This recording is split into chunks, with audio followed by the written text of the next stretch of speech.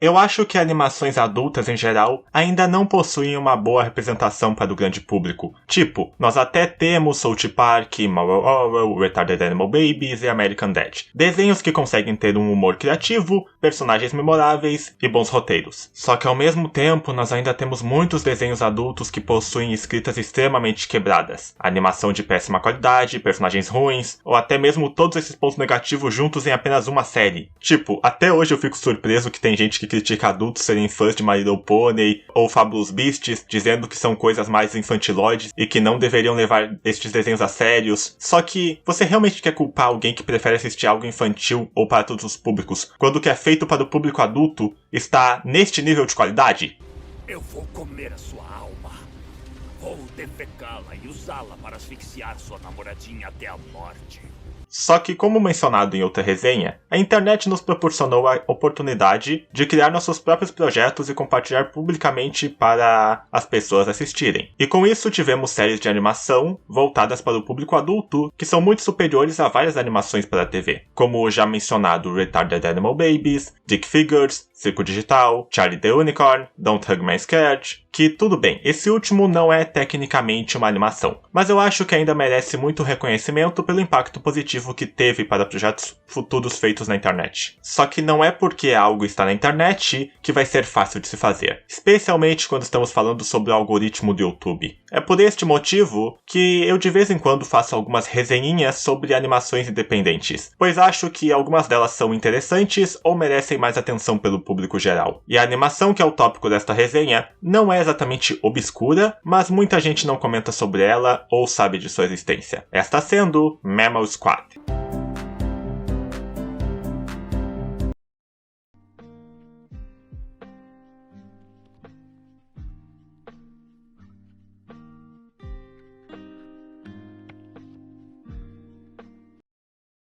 Criada por Leah Hall, Mammal Squad é uma websérie que possui uma produção interessante de se comentar. Tudo começou em 2011, quando Leah criou a sua personagem Doc, que na época se chamava Leah e era basicamente a persona dela. Durante a sua adolescência, Leah conheceu muitas pessoas online, que a inspiraram para criar alguns personagens que seriam amigos da Doc. E em 2016, surgiu uma versão protótipo do que futuramente se tornaria a série. Em 2021, Leah lançou um visual novel chamado Feral Attraction, em que você poderia tentar namorar com os personagens do Mammal Squad. A própria criadora, no entanto, admite que este visual novel não é muito bom. E jogando ele eu consigo entender o motivo. Ele é menos do que perfeito, se posso dizer assim, mas este é um assunto para outra resenha. Nos anos seguintes, Leah continuaria desenhando e animando seus personagens, até que, em 14 de fevereiro de 2024, foi lançado o primeiro episódio de Mammal Squad. Um segundo episódio foi lançado algum tempo depois. Após este, a Leah criou um Patreon para ajudar no financiamento dos episódios seguintes.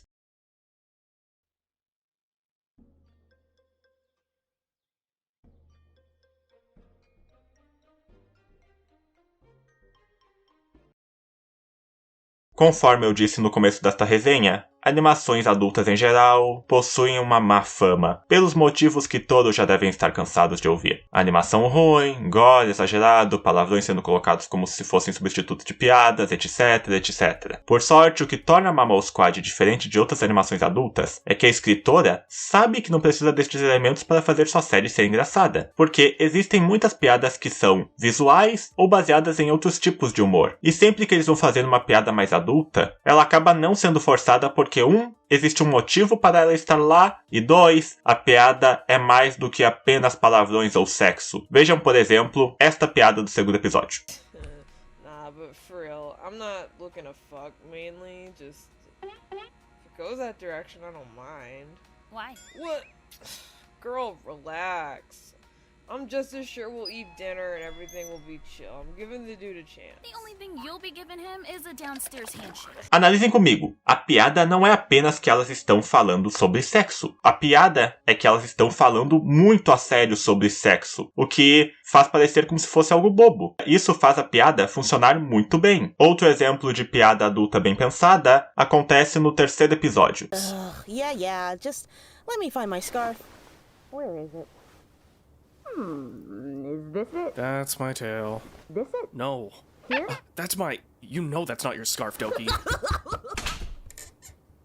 A piada não é apenas sexo, e sim que a Douki é uma personagem tão tarada que ela usaria esta situação como oportunidade para tocar nas partes íntimas do seu namorado. Mas não se enganem, esta não é uma simples comédia adulta de humor negro, porque ela é muito mais baseada no desenvolvimento de seus personagens. Mas eu não culpo ninguém que ache que esta série é apenas de humor, porque infelizmente o primeiro episódio não nos dá uma boa ideia do que realmente a série seria. Ele é um daqueles típicos primeiros episódios que mostram um personagem interagindo com os outros da série e uma gag diferente acontecendo com cada um deles. E olha, não é um tipo de escrita ruim, mas eu acho que não representa o que esta série faz de melhor, que no caso é o desenvolvimento dos personagens. Cada episódio é protagonizado por um de nossos protagonistas, aonde vemos a dificuldade que cada um deles está tendo na vida adulta.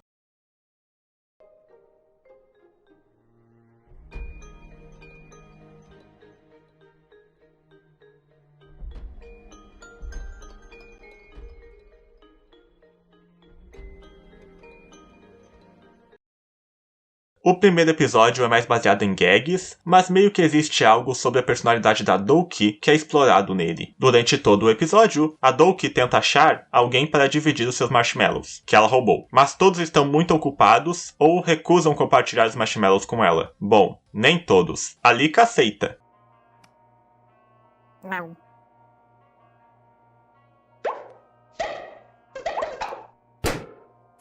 I'm allergic to gelatin. E você pode ver que no episódio, ela vai ficando cada vez mais triste e desesperada, como se ela precisasse de algum tipo de interação com alguém. E quando finalmente uma pessoa come um de seus marshmallows, sem passar mal é claro, ela fica muito feliz. Só que, tipo, muito feliz mesmo. You ate it! I can't believe it! You actually... I love you. I love you so much, Koei! E nos episódios seguintes, nós sempre vemos a Douki junto de alguém. E eu acho que o motivo pode ser porque ela precisa ter algum tipo de interação social para se sentir feliz. E considerando que a criadora da série já confirmou que ela vai se basear mais em problemas que jovens adultos possuem quando entram na vida adulta, eu considero que a Douki seja aquele tipo de pessoa que conhece seus amigos desde a infância e acha que as amizades continuariam da mesma forma na vida adulta, sem realmente perceber que na vida adulta as pessoas possuem responsabilidades e não podem passar tanto tempo com você porque precisam cuidar de suas próprias vidas. E é realmente uma coisa que muita gente tem dificuldade de aceitar nos dias de hoje. Só que é mais do que uma necessidade de se aprender quando você se torna um adulto. Não é o meu episódio favorito da série, mas eu consigo ver algumas pessoas se identificando com ele, ou no mínimo achando o episódio engraçado.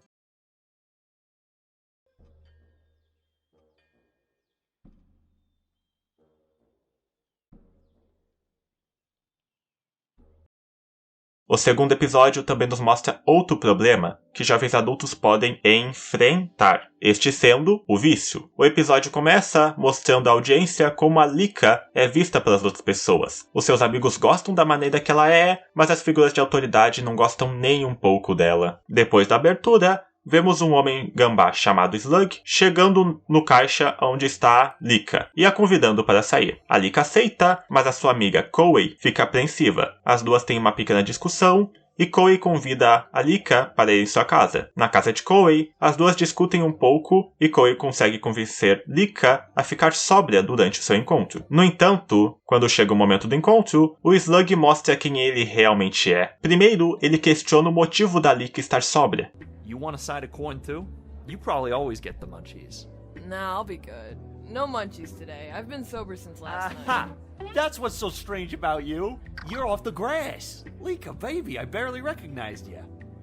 Barely recognized me. This is how I am normally. Nah, I've seen you around, Lika. You're a wild one. You've got stories for days, and I finally wanted to be in one. Remember when you up and ate half the menu on that date you went on with Koopa?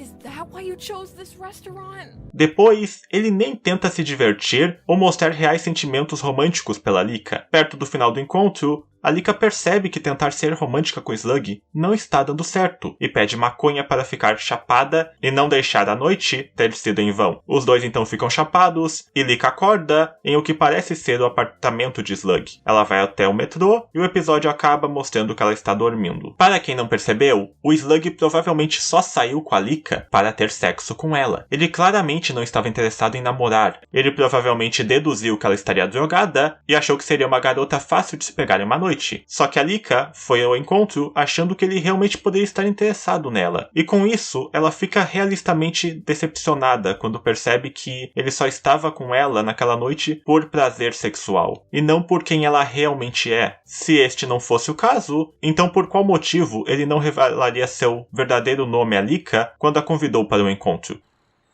Right. So, you have one on you? Randy? Ew, Randy? I like Slug better. E pela Lika já ser uma pessoa conhecida por ser drogada, ela não vê nenhuma opção a não ser se drogar para tentar se divertir pela noite. E este é um ótimo comentário social de como as drogas podem afetar a vida inteira de uma pessoa, porque a partir do momento em que a pessoa para de consumir a droga, os outros ao seu redor ainda vão presumir que ela continua sendo drogada, o que pode fazer com que essa mesma pessoa volte a usar a droga, porque ela praticamente já faz parte de sua identidade. E me foi realmente surpreendente, porque quando o desenho vão falar sobre drogas, eles ou fazem parecer com que a droga seja algo extremamente perigoso que deve ser evitado, Now, this is simply an opinion, but cigarettes are gross! ou assumem uma posição pró-drogas. Escondendo umas coisinhas e falando mentirinhas, produzimos os cigarros, aumentando as mentirinhas. Relaxe com o cigarro e esquece o pigarro nos dias estressados, pois proibiram baseado. Fumar de vez em quando me dá muita alegria, isso sempre me acalma quando chega o fim do dia. Se antes do 90 tiver câncer, tudo bem, eu não quero ficar velho assim também. Escondendo umas coisinhas e falando mentirinhas, produzimos os cigarros, aumentando as mentirinhas. Relaxe com o cigarro e esquece o pigarro nos dias estressados, pois proibiram baseado.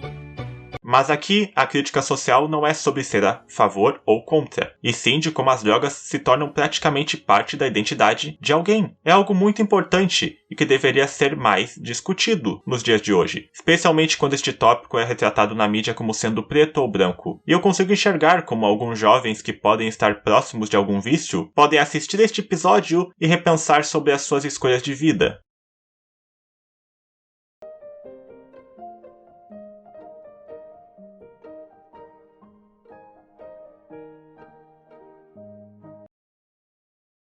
No terceiro episódio, nós acompanhamos a rotina de Gerard, uma girafa jovem de 20 anos, que possui muitas dificuldades na vida adulta. O seu dia já começa ruim porque a Douk desliga o seu alarme, fazendo com que ele chegue atrasado em sua aula de teatro. Na aula, ele não consegue passar durante o teste de improvisação. Quando a aula acaba, ele vai até uma agência para renovar sua carteira de motorista, e não consegue, dando até o direito à piada clássica sobre funcionários públicos dificultando o trabalho do consumidor. You know what? I'll come back tomorrow. We're closed weekends. Well, maybe later I can show We're up. closed in an hour. Greetings, ma'am. May I get an emotional support animal license? Sign here.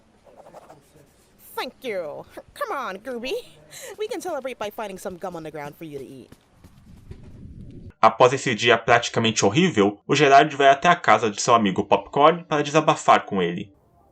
Again, what the hell are you two doing in my house? E um detalhe interessante é que durante todo esse dia horrível, o Gerard ficou apreensivo se deveria ou não ligar e falar com seu pai. Isso até o pai dele ligar para ele no final do episódio, e ele atender. Hey, Dad. Gerard? Yeah, hello. God, I'm so sorry I kept missing your calls. I just ran into a lot of obstacles today. It's fine. It was only 2 calls. Yeah. I just needed to make sure you were doing all right, buddy. Won't keep you long. I know you're busy. It's just... I know our last call didn't go so well, so I wanted to apologize and mention everyone in the family's proud of you, you know? Oh, really? Yeah, son. I mean... You and I both know there was a time where I doubted if you should have even gone to college. We were both so stressed out. The timing just wasn't there. But you persisted, and I've got so much respect for that decision. I mean, you've been attending your classes, you got a girlfriend, and you pursuing your passions, right? Right. Right? And you know, Leslie and Amber come by all the time, and they've been telling me that Mom would have been proud. They know their sister more than anyone, so I think we're inclined to believe them both. Anyway, I'll let you go. Love you. Later. Love you. Bye.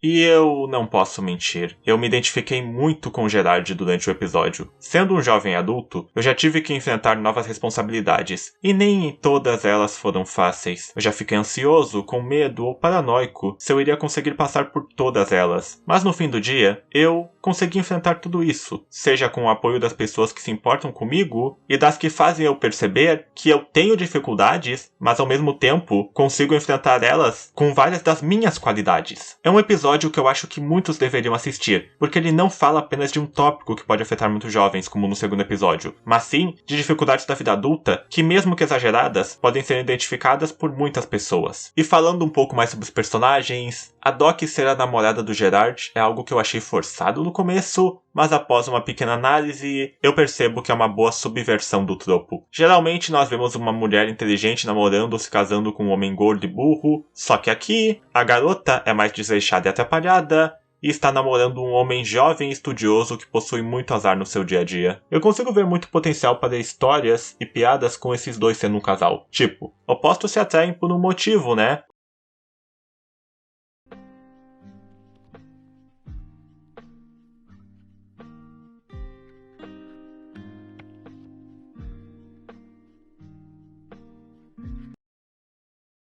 Conforme mencionado anteriormente, a série possui apenas 3 episódios, com o 4º episódio ainda em produção, que pelo trailer vai ser focado mais no personagem Popcorn. Mas uma coisa que podemos notar nesta série é que, mesmo ela tendo sido criada por apenas uma pessoa, a animação em si foi feita junto com outros animadores, e às vezes pode ter alguma mudança pequena de estilos, mas na maior parte do tempo eles seguem o mesmo traço e nunca chegam a fazer algo muito complicado, e isso é algo que merece elogios. Eu gosto especialmente dos designs dos personagens. Todos eles remetem aos animais, ao mesmo tempo que possuem traços únicos em cada um de seus designs. A Doki, mesmo sendo um guaxinim, possui uma cor marrom. O Gerard possui um pescoço grande, só que com um corpo mais amplo, sendo um dos designs mais originais para um personagem girafa que eu já vi. O único que eu me incomodo é o Popcorn, porque ele não possui pupilas e isso é algo que chama muito a atenção. Não fica tão ruim quando ele está se movendo o tempo todo, mas quando ele fica parado olhando pra frente, não tem como ignorar. Em geral, eu diria que esta série é Tenon Raccoon se fosse bom, porque não apenas nós temos um mundo melhor desenvolvido, como também a animação é feita por várias pessoas, só que tem consistência. Os personagens são mais memoráveis e, é claro, não temos nenhum tipo de cantoria.